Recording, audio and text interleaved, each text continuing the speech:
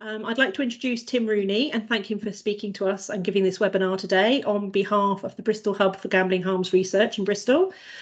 Tim is the CEO of the social enterprise SaladMoney, who lends to NHS and public sector workers. SaladMoney have produced some very concerning gambling figures, primarily from open banking data from loan applicants. And today, Tim is going to talk us through this data set and open banking in general, and what SaladMoney are seeing in these data and what opportunities there are to use this data. The title of Tim's talk is Using a Financial Transaction Data to Understand Patterns of Harmful Data.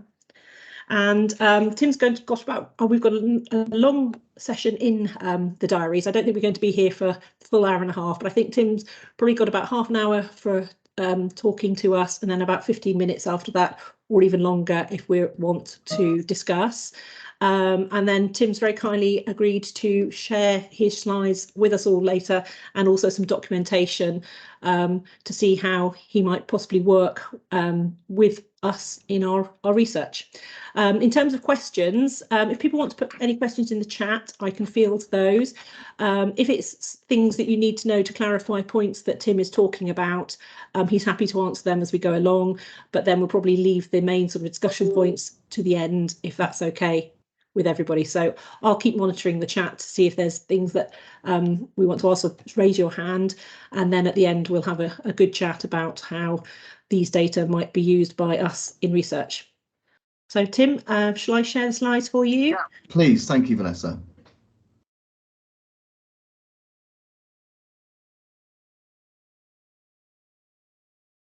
The wonders of sharing. So whilst Vanessa's just choosing the right buttons, so as Vanessa said, my name's Tim Rooney. I'm the CEO of SaladMoney. We're an FCA registered lender. We're a CDFI, so we are a social enterprise, and we started trading back in 2019, May 2019, with the view that people's open banking data could make better credit decisions for them than credit scores, which have got some fundamental issues. So off we started in May 2019. Open banking, for those that aren't aware, is the ability for a consumer using an FCA regulated process to share up to 6 years worth of data with a third party, and that data is substantial. We estimate that a typical set of data for a consumer would be 4,000 to 6,000 data points over a 2-year period. And effectively, Vanessa, if you could move on to the next slide, that would be useful. Thank you. So that's our social enterprise, often quoted using open banking.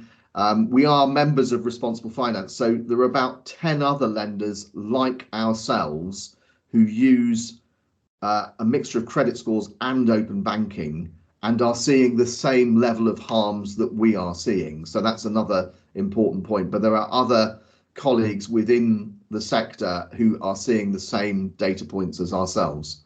If I can go to the next slide, please, Vanessa.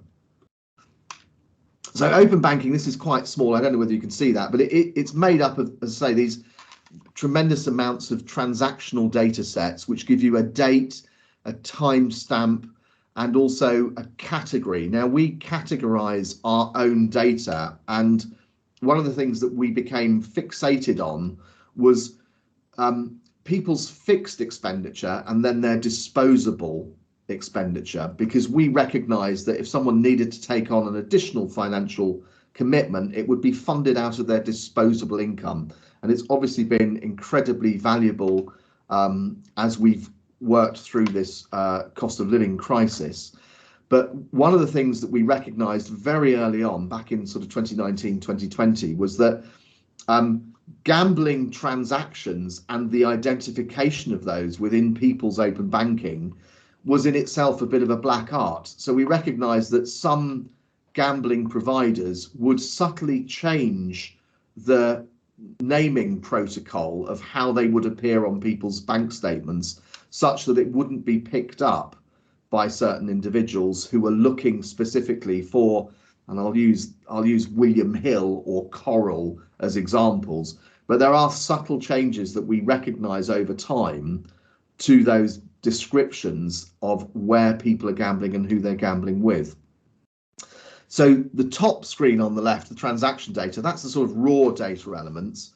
And typically the category, which is column 4, is we are constantly categorizing new sources of gambling data from consumers. So whenever we see a new gambling establishment, we'll put that into the category for gambling, and that's the data that we're drawing from to provide the data today.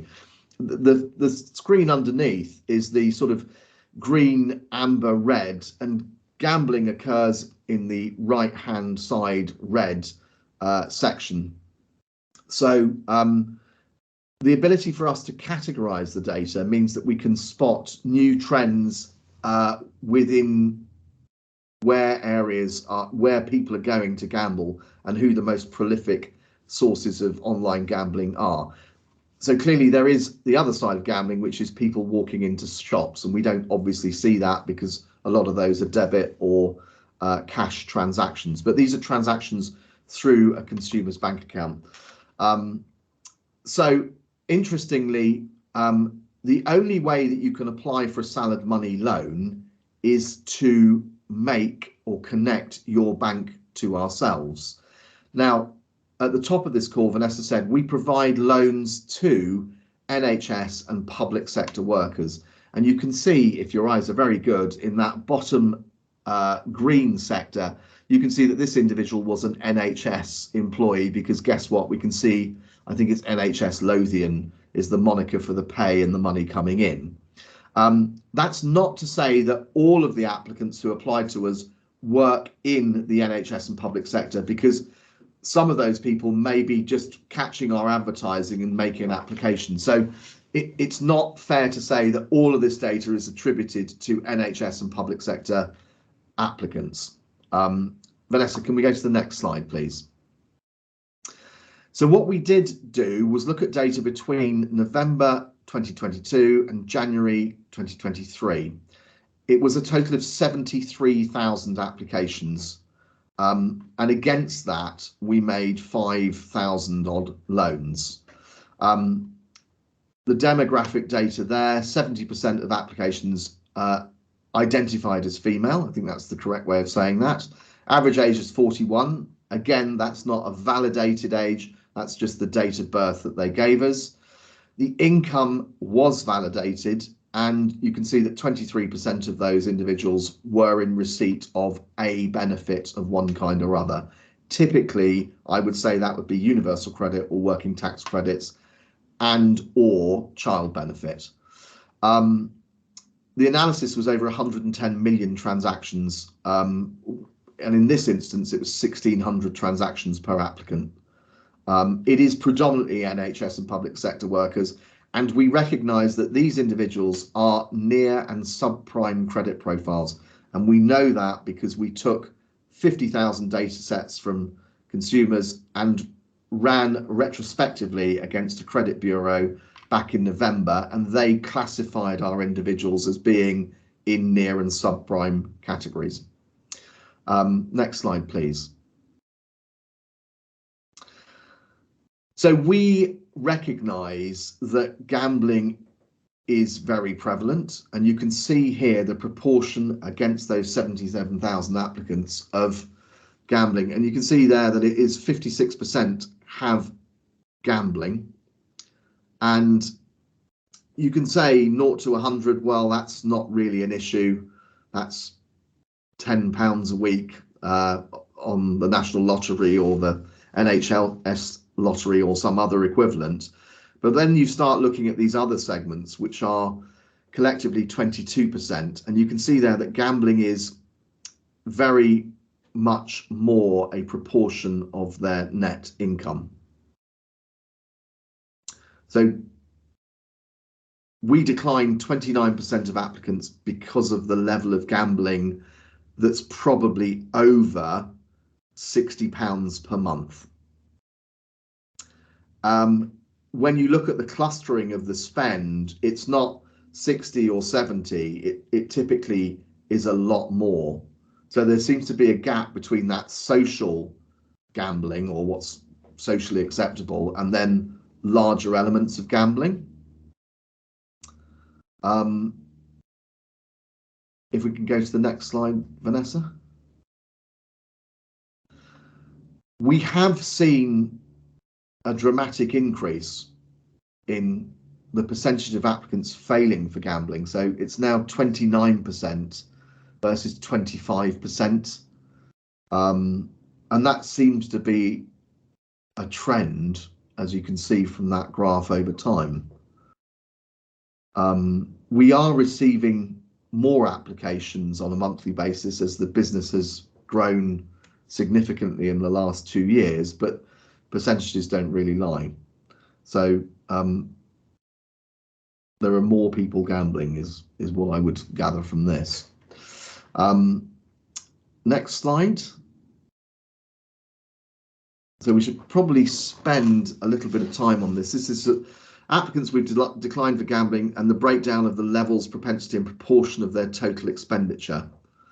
And there are some significant spending patterns within the gambling data that we have. And also the repeat nature of gambling. It's not a once a month thing, it's an everyday thing. And the staggering fact is that 16% of the gambling that we see is their total income, or 16% of their expenditure on average in a month. We will be circulating this afterwards. Now, this isn't these are the statistics that we've drawn together, but clearly there's a lot more we could probably do from a research perspective. We've got 4 people in a data team, but these are the sort of high levels that we thought would be of interest to yourselves. But there may be other elements. One of the things that I'm particularly interested in is the frequency in time of gambling. We do have some other examples that we can share with you, but we very often see people who in a single session of maybe 4 or 5 hours will go through many thousands of pounds.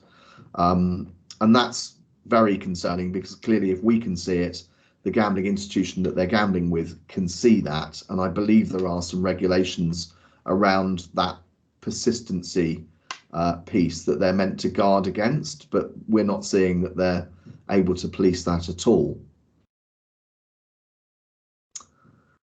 So if we can move on to the next slide.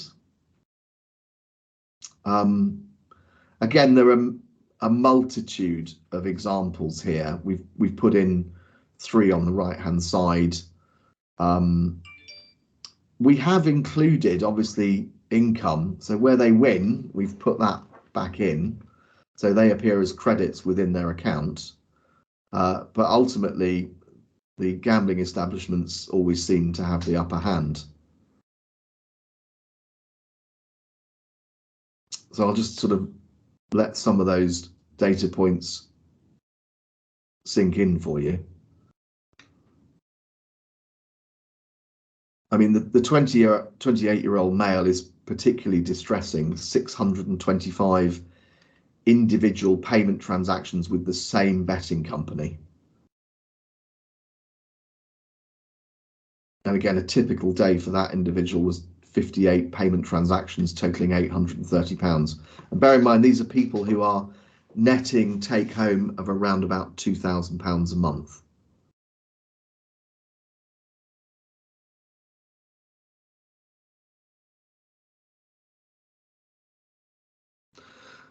A lot of the customers that we see, I mean, it's quite amazing that they share their bank data with us and we're able to see this data. And I think that might be because they probably think we just might be validating their income off open banking. But I think there might be going forward, there might be a piece where people say, we do have people that don't share open banking with us, so they'll apply and subsequently not share. And those are the ones that we think they're aware of what we'll see within the open banking data. But for a lot of individuals, they don't recognise that we can see this data. We do get people who ring us up following a decline message from our customer service, and they say, look, my gambling's under control. You can see I win quite a lot, but I can always afford to pay my bills. And for us, as a responsible lender, we take the view that, you know, these individuals have got definitely some mental health issues that are going to come out as a result of this. But there is a causal link between this and high cost borrowing. So Vanessa, could we go to the next slide, please? This slide is quite interesting. So there's no correlation between credit scores and gambling, zero, none. And yet credit scores are used as the proxy by a lot of lenders to make a credit decision, a lending decision. And there is no correlation between being able to identify someone's gambling and a good or bad credit score. And I think that's a problem for the industry. And some of the near prime and prime lenders are lending to individuals, and we can see this, and I've got examples going forward that we can show to you, not knowing that that money is being used for gambling purposes. So there is a sort of underlying problem within the credit industry of lending to individuals without reference to open banking, but just using a credit score. Vanessa, can I go to the next slide, please? So this is the problem. Here's a sort of timeline for a 34-year-old male, net take home of £2,800, so probably towards the higher end of our application sector. And you can see there, £500 high cost loan taken in November. Gambling, so £3,600 worth of gambling, 16 transactions, won £2,000, so that might be an evidence of his view of what success is. But again, 2 days later, another high cost loan comes in, and again, more gambling payments made. And that sort of continues on until, guess what? He makes an application to us in January for a loan, and we clearly declined his loan. Now, some of those lenders, I won't name and shame them, but some of those lenders are high street lenders. Some of them are high cost lenders, but two of them were high street lenders who would typically be lending to prime customers at middling interest rates. And that's a very sort of common pattern that we see.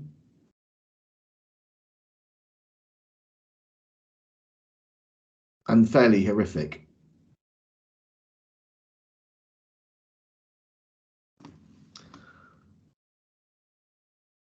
So again, we can share these slides with you post the meeting today. Vanessa, do you want to go on to the next slide? So the key takeaways that we have from this is that there is a causal link between accessing high cost credit or credit and gambling. And certainly once people have utilised their income from employment, they will turn to friends, family, but typically they'll turn to borrowing. And we recognise that open banking would prevent harmful lending and the perpetuation of this process. We've spoken to the Gambling Commission, we've showed them this data, and the Gambling Commission's view was, please don't tell us who these consumers are gambling with and the problems they have. We'd be much more interested in you identifying unregulated gambling providers in the UK, which is quite bizarre because all of the high street and online names seem to be the ones that are causing a significant amount of problems for the individuals that we see. We think the unregulated gambling providers are a very small number. And in fact, you know, it's all the typical usual suspects, Sky Bet, Sporting Bet, and others who realistically are mercilessly marketing to these individuals. I didn't get a statement that I could put to print on this, but we also think that people opting out of the gambling, the GamStop piece, has also caused problems, insofar as soon as they come off that period of suspension for a year, they are then remarketed to by a multitude of gambling establishments. And again, that can't be right. So we'd like to democratize this data. We'd like to make it available to yourselves. We'd like to work with you. There are many data sets that we haven't shared, but we do have names, we have values, we have volume. But if any of you wanted access to this data, we'd be very happy to make that available under some form of a data sharing agreement. I'm ahead of myself here, 6 minutes ahead of myself. But yeah, so that's our details. And if you did want to get in touch with us, we would, as I say, we've got 4 people in the data team. We have significant amounts of data going back beyond November. On average, we're receiving probably upwards of 30 to 40,000 applications a month. So there are significant data sets. These aren't small by any manner of means. And we've also got, this is across the entire UK. So we have heat maps specifically. We've got geodemographic data, which could be very useful. And we can tell you certainly times, activity, spend. There's a whole host of things that we haven't really looked at. One of the things that we also recognise is the propensity of individuals to pay household bills second to gambling. So there is a whole mapping of the financial stress that this causes within lives, which we haven't delved into, but we do have evidence of returned bills and a sort of worsening position of net income to fixed expenditure. So there's quite a lot of other mapping elements that we could provide to you if that was the specialism that you were looking at. But I suppose just as a result of talking with Sharon, who's unfortunately got COVID, it was just, you know, we'd like to help this data make some difference. And if you can help us do that, we'd be very happy to do that.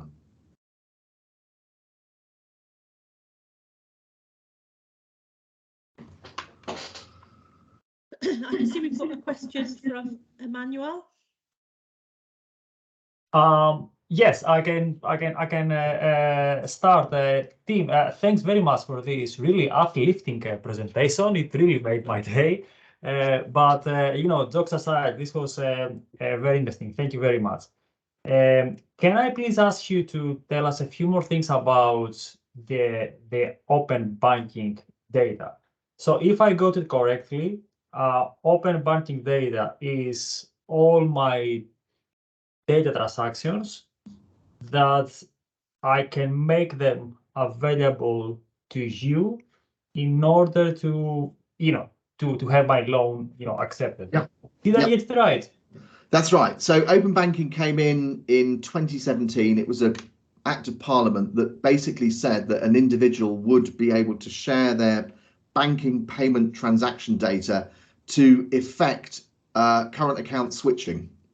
And actually what's happened is that open banking has been used for a multitude of processes, money saving apps, money tracking apps. There's apps out there called Nutmeg, and the whole fintech community has embraced open banking as the sort of new messiah for consumers to make more data available to people who would make lending decisions.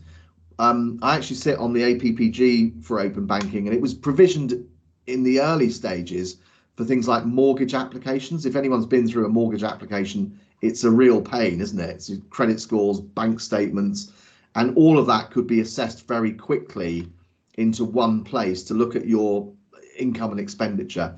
It's also been used fantastically well in the debt industry for consumers to understand exactly what their income and expenditure profile looks like.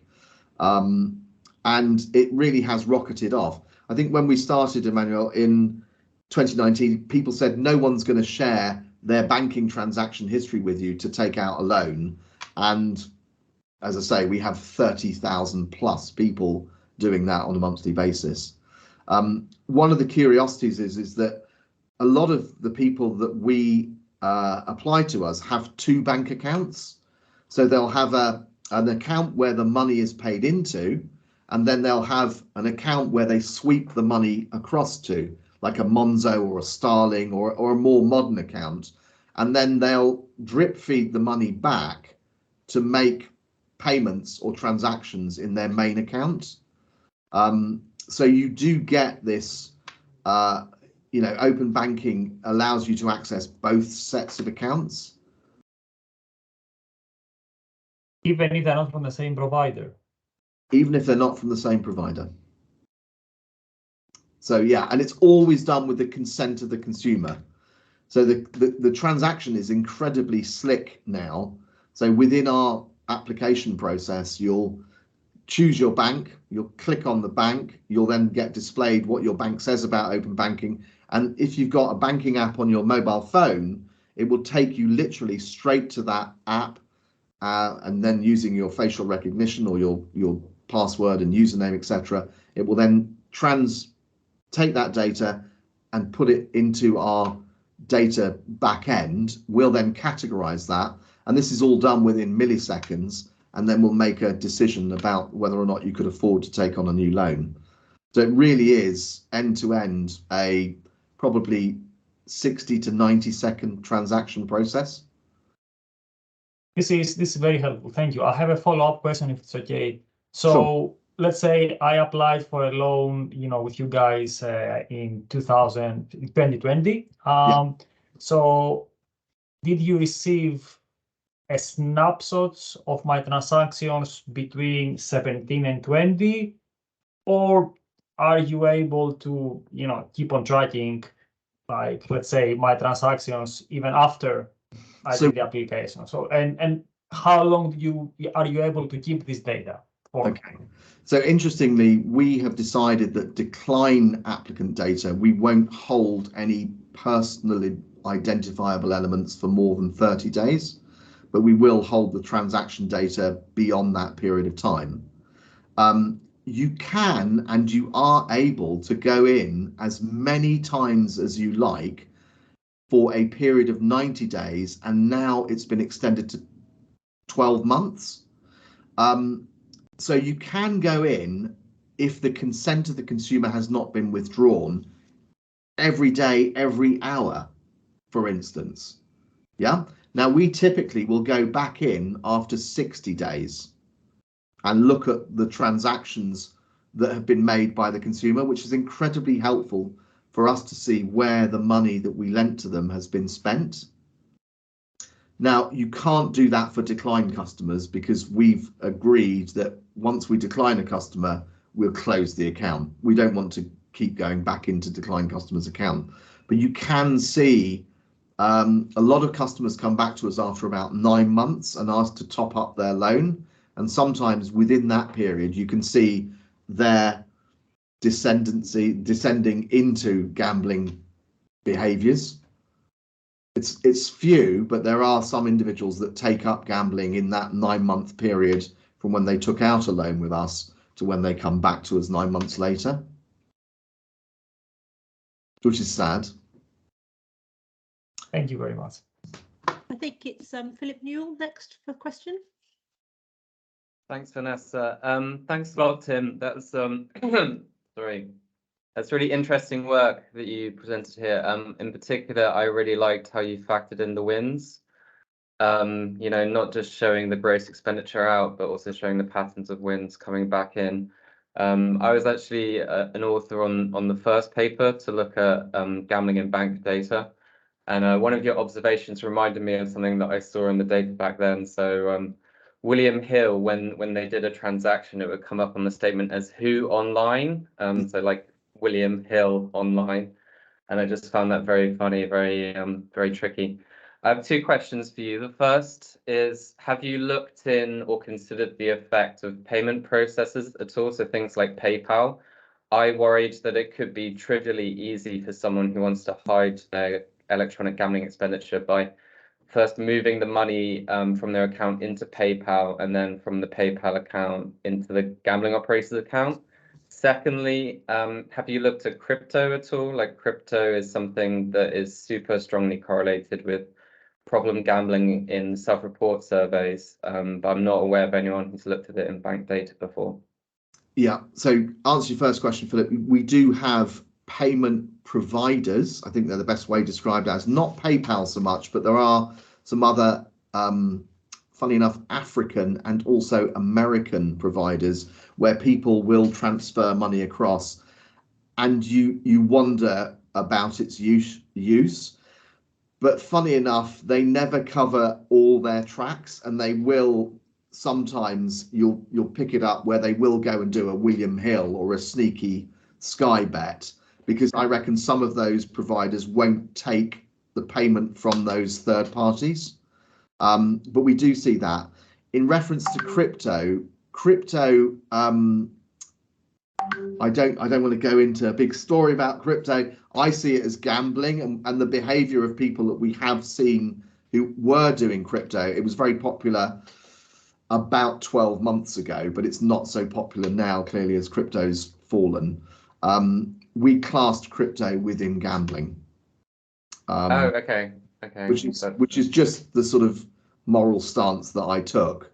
But again, it was a similar, you know, you have to weigh up the sort of patriarchy of the process, and then they weren't paying or buying crypto in a one-off exercise. It was sort of every other day, typically. But it's not prevalent. You can also use crypto to fund gambling transactions. So you buy the crypto and then load the crypto onto a gambling operator's website. In the payment processes point, remember back in the day, Netella was the main big one that was used for gambling transactions. Is that a name you're familiar with? I haven't seen that for a while. Okay, yeah, that's probably probably too much of a dinosaur. I think they come and go as well, Philip, as they're used for nefarious processes elsewhere on the dark web, perhaps.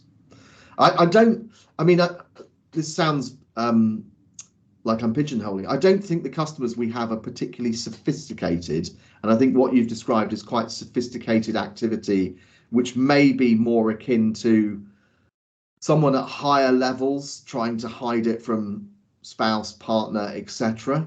I think this is fairly in your face, just carries on. Yeah, I mean, I guess like I'm coming at it from a researcher. So when we did the first study on gambling transactions in bank data, you know, I was always interested in what are some remaining limitations, and I thought that, you know, payment process could be a way, for example, people to gamble to get around like the credit card ban on gambling. You know, you get the credit card, put it on the PayPal account via the credit card, and then into the operator. But I'm glad you know, you don't think it's such a common thing, which would be like a strong limitation on the previous work. So that's good, I guess. Yeah. Right, thank you. Thank you. I'm just going to take one of the questions from the chat, and then it's Manib and then Catherine. This is from Paul Dodson. He says, Tim, thank you for the super interesting talk, which I agree with. I was wondering what the temporal resolution of the data is, e.g., could it be used to assess the lag between wins and losses and new gambling? Could well be, yeah. I mean, we do see patterns of people having incredible frequency with one particular provider, and then they shift to another provider and then throw as much money and resource into that new source. So I think there may be some psyche of, I haven't been successful on this genre of gambling, I'll try this provider, which is providing some other way of them satiating their demand to gamble. So we do see large chunks and people moving between gambling establishments. Okay, thank you. Manib is next, I think. Yeah, sorry, that was taking me a while to get off mute. Thank you very much, Tim. That was really, really useful. I'm head of consumer protection in the gambling policy team at DCMS. So this is especially valuable research to hear about. And I'm sure our analysts in DCMS will have a field day with some of the data. So maybe there's a follow-up conversation to be had there. Yeah. You mentioned packaging crypto with gambling as a sort of standpoint that you took. Is the data detailed enough that you could split out, say, licensed operators from expenditure on crypto? Sure. Yeah, and as long as you've got the naming protocol of the recipient, then yes, you can identify those individuals or those crypto businesses. Yeah, brilliant. That's the first one. The second one is the response from the Gambling Commission is an interesting one, because it would strike me, especially with your stuff around prime lenders, that in principle, that is a challenge to the ban on credit card gambling. Like, that's still money that's not real. It's been lended and is being used for gambling. So I think, yeah, I guess this is just teeing up a follow-up conversation. If you get an annoying email from me, it's no, that's fine. Feel free. Thank you. What is more disappointing is that the Gambling Commission's report on the gambling industry is 5 years late. I mean, that is just despicable, and it's something that after we finish this, there's a report that we're going to get Lord McNichol and Baroness Evans to raise in the House of Lords. But why is that report 5 years late? Because in that 5 years, gambling has turned a corner, and there are record profits within those gambling establishments. My big concern, Catherine, sorry, I know you've got your hand up. My real concern is that people sit and will fritter away thousands of pounds in multiple transactions separated by a few minutes apart. And surely gambling establishments have got a responsibility to look at these patterns and give people a cooling off period. I mean, you can't go into a pub and order 22 double whiskies and sit them and line them up and drink them one after the other, because the publican's got a responsibility. So surely these gambling establishments have got a responsibility when they see these harms. And these harms are so apparent. The level of digital marketing and sophistication that they have is far superior to just recognizing the multitude of transactions that they're seeing in individuals' accounts. And you could apply some basic rule of thumb logic that says, how can an individual in that postcode be able to spend £20,000 a month with us? That must be injurious for that individual and their family, relatives, etc. So yeah, I'm a bit shocked that it's all taking too long to get round to dealing with this. Thank you. So thank you, Catherine, for being so patient. Catherine is the director of the Jean Golding Institute, and she's got a question for you, Tim. Yeah, hi, really, really interesting talk. To be honest, I'm slightly floored by the size of the data set and the richness of this data set, and all kinds of things are whirring about in my brain. Just to give you a bit of background, the Jean Golding Institute is the University of Bristol's Data Science and AI Institute. I'm the director. I'm a professor of engineering, mathematics, and anthropology, actually. So this actually there's lots of ways in which this interests me. But okay, I'll try and keep my questions sensible. Is your data kind of rich enough for you to be able to see the relationships between spend patterns on gambling and non-gambling activities? That's my first question. Yes, it is. Right. Definitely. Have you done that piece of work? Have you looked at how in the months, you know, with a pattern or a trajectory of gambling, you might have changes in the spend pattern for other kinds of activities? We have looked at it, but not in any great detail, Catherine, because in some respects it's the sort of, it's not the our focus in this business. No, understood. The propensity of consumers going forward. So we have created a machine learning process looking at all of these elements, and in actual fact our machine learning never gets to see gambling data, because if you did see it, it would say, well, gamblers are fine actually, because we've never seen them before. So it's a weird piece. But yes, that sort of work is there and could be done. It's just we haven't chosen to do that currently. Yeah. And then so follow on really interesting questions then about maybe seasonality and other kinds of, you might be able to track the influence of external environment in. It just seems to be a spiral. I don't think it's seasonal. I think you know, we used to say that males aged 18 to 34 living at home with mum and dad were probably our worst offenders. But actually, I think that's now changed quite substantially. And it is the online nature of access to gambling that people have now. So I don't think you necessarily need to go to Sky Bet. It's popping up in your Facebook feed. It's popping up in your TikTok feed. You know, it's online. It's pervasive. They're looking for you everywhere. So, you know, without wanting to sound incredibly sexist, it wasn't online bingo that was where our female applicants went to. They go to everything now. And it is, there's no, you know, this type of gambling is for men and this type of gambling is for women. It's across all genres now. And there are, you know, there's slots and there's, I mean, you could probably study them and you guys know them better than I do, but there's, you know, it's across a multitude of chance-like games. But it would be interesting to see, you know, again, we haven't studied what the majority are doing and how that's changed over time. Yeah, we've done some work with other financial institutions looking at the identification of vulnerabilities. And one of the things we've done with that partner is predictive modeling. So we create a predictive modeling environment to assess the potential vulnerability of any individual and transactor. Is that kind of thing something that you might be interested in doing? I realise it's got more of a kind of academic interest maybe than a translational interest in sense of your outfit, but.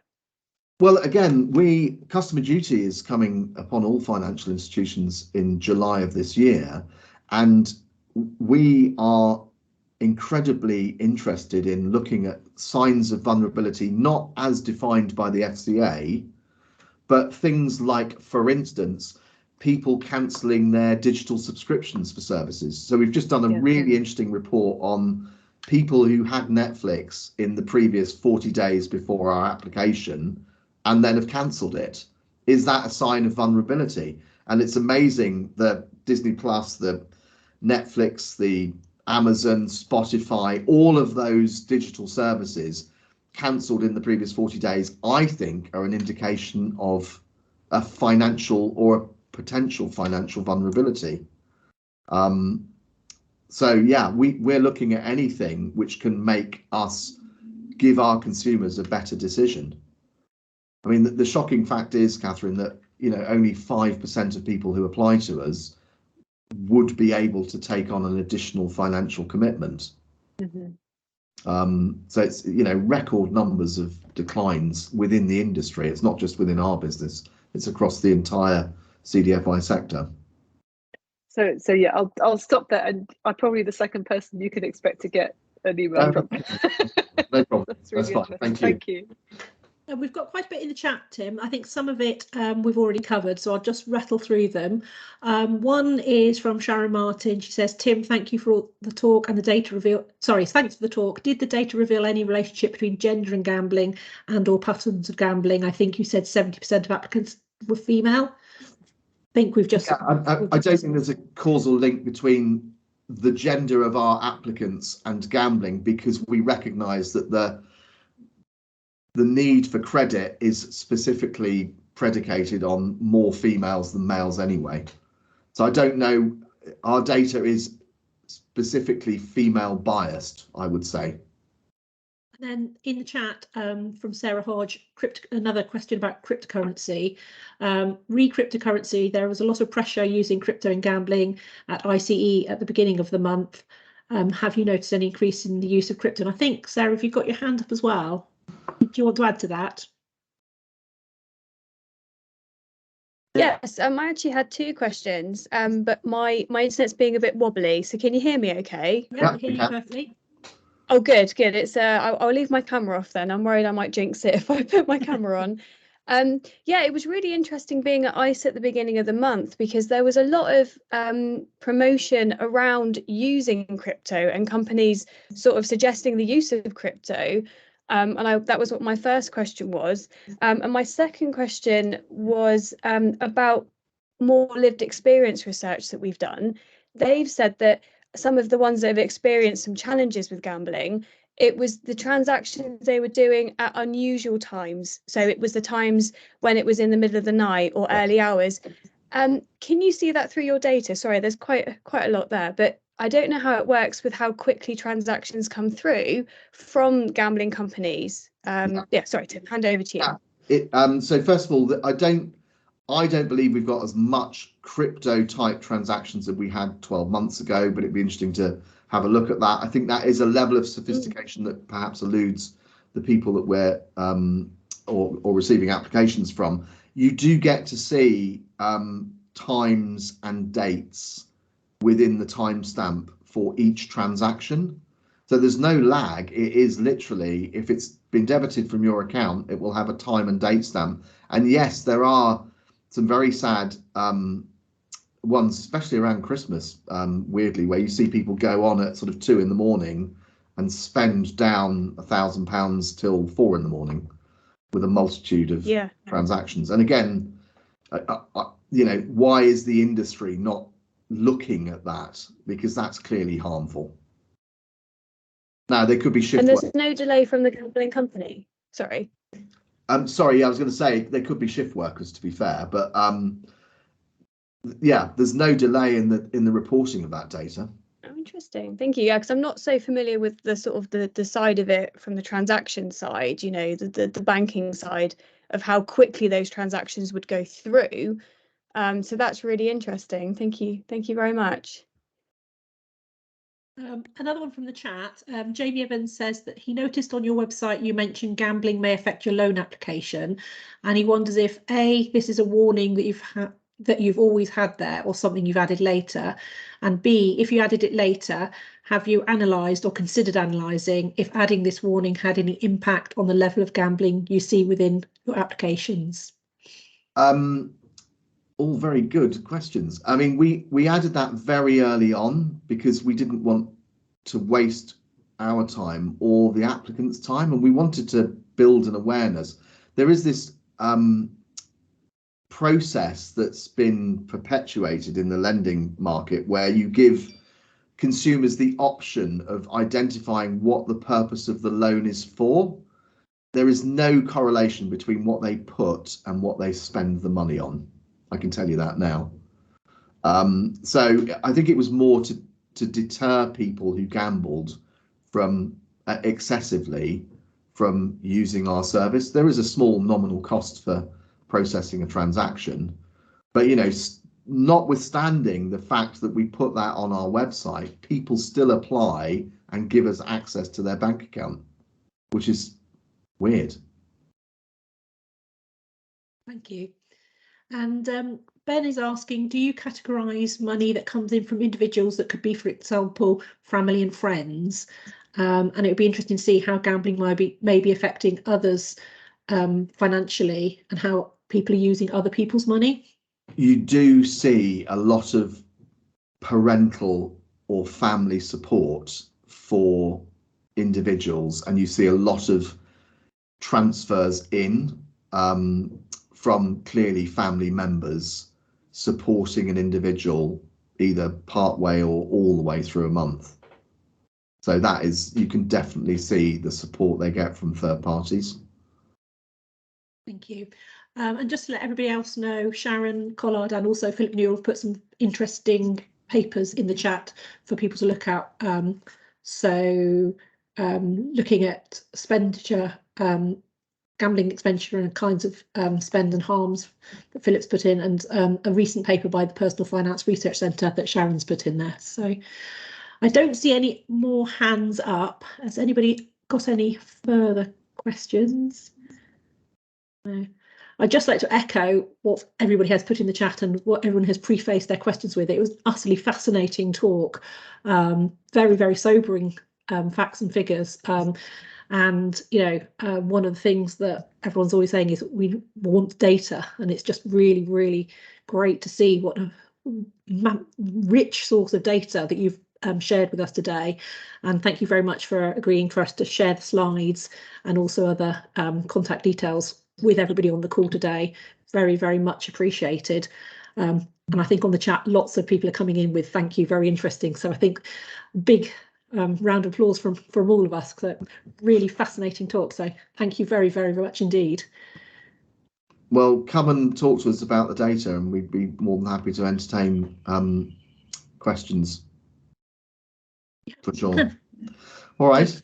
Yeah, well, I think we've come to the full hour. I think the extra half hour was put in for sandwiches. Unfortunately, we can't do sandwiches online. So, but thank you so much for sharing all of that data. I think lots of us had our jaws dropping when we were seeing some of those facts and figures. And I think, yeah, if you look in the chat, it's all thank you, I'll be in touch from. Yeah. So your inbox is going to be very full. So thanks for your time this morning, and thanks for sharing all of the data with us.